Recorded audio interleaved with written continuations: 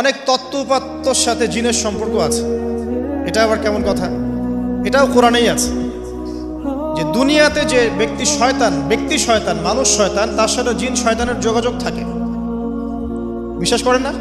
দুনিয়াতে যে ব্যক্তি মানুষ শয়তান, তার সাথে জিন শয়তানের যোগাযোগ থাকে।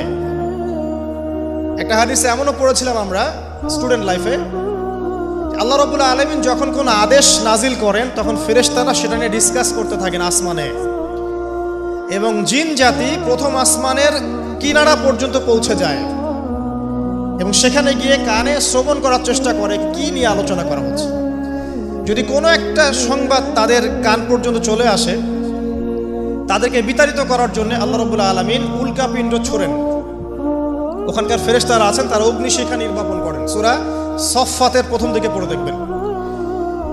এই জিন দুনিয়াতে যে কবিরাজ বা তান্ত্রিক বা জাদুকরের আন্ডারে আছে, সে এসে তাকে জানিয়ে দেয় এই হতে যাচ্ছে।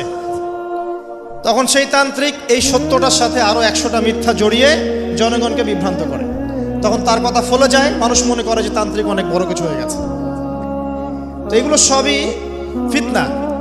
যাই হোক, এই জিনের ব্যাখ্যা কিন্তু আমরা করতে পারছি না বিজ্ঞান দিয়ে।